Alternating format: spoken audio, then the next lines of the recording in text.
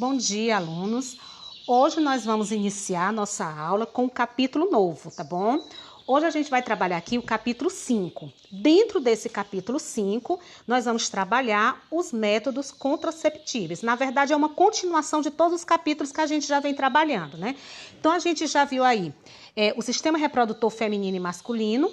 Trabalhamos além do sistema reprodutor feminino e masculino, a gente trabalhou também a fecundação e hoje a gente vai trabalhar os métodos contraceptivos. Então, nós vamos ver quais são os métodos que podem ser utilizados para evitar uma futura gravidez, tá bom? Então, é um assunto muito importante, tá bom? Que se deve ter conhecimento para evitar problemas futuros, tá? Então, primeiro, o que nós vamos ver?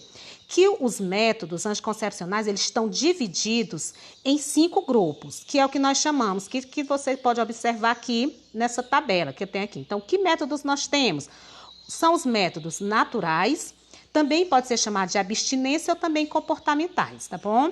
Aí temos o método de barreira, temos os métodos hormonais, os cirúrgicos e os métodos que nós chamamos que são os intrauterinos. Hoje, na verdade, nós vamos trabalhar aqui nessa aula só falando sobre eles e na aula seguinte, nós vamos trabalhar aqui falando sobre quais são as vantagens e as desvantagens de cada método desse, tá bom? Então, vamos observar, vamos conhecer agora aqui quem são os métodos que nós chamamos métodos naturais, né, de abstinência ou comportamental. O método um dos métodos que nós temos é esse método que nós chamamos ele de tabelinha ou também chamado método do calendário, tá? Esse é um tipo de método comportamental. Aqui na parte superior nós vamos ver um outro tipo de método, que é o método chamado temperatura basal, que é um método que consiste em estar medindo constantemente a temperatura do organismo para fazer a verificação se a mulher está ou não no seu período fértil. Já mais aqui embaixo nós temos o terceiro e último método comportamental, que é o método que nós chamamos que é o muco cervical.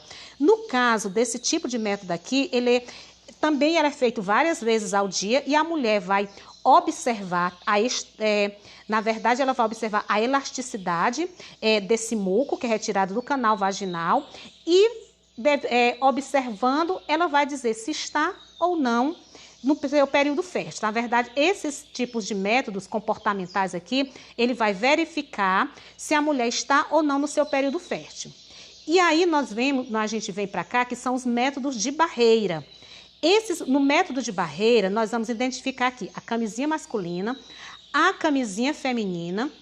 Nós vamos destacar aqui também um tipo também que a gente chama de diafragma e vamos ver também um outro tipo que é chamado de espermicida. Então, a camisinha, que é um tipo de preservativo, nós vamos encontrar ela tanto masculina quanto feminina, tá bom?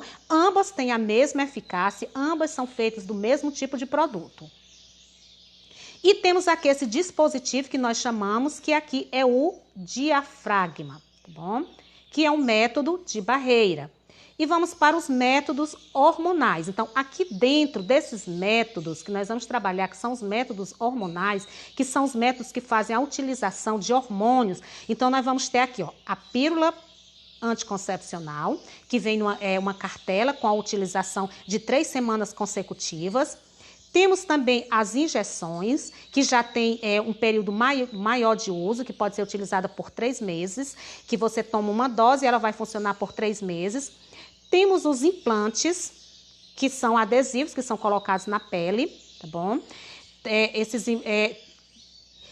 Aí temos o anel vaginal, que também é utilizado pela mulher, tá? E temos um outro tipo de método, que é o que nós temos aqui, que é o método cirúrgico, que ele pode ser do tipo laqueadura, que nesse caso aqui quem faz são as mulheres, que essa laqueadura ela vai ser feita lá na região onde nós chamamos que são as tubas uterinas, que depois a gente vai ver bem detalhadamente como é que funciona, tá bom? E aí nós temos um outro método que é de cirúrgico, que é a vasectomia, que nesse caso aqui a vasectomia ela é feita no homem, especificamente é feito lá nos ductos deferentes, tá bom? Não vai, é uma cirurgia simples, na verdade ela é muito mais simples do que a laqueadura, tá?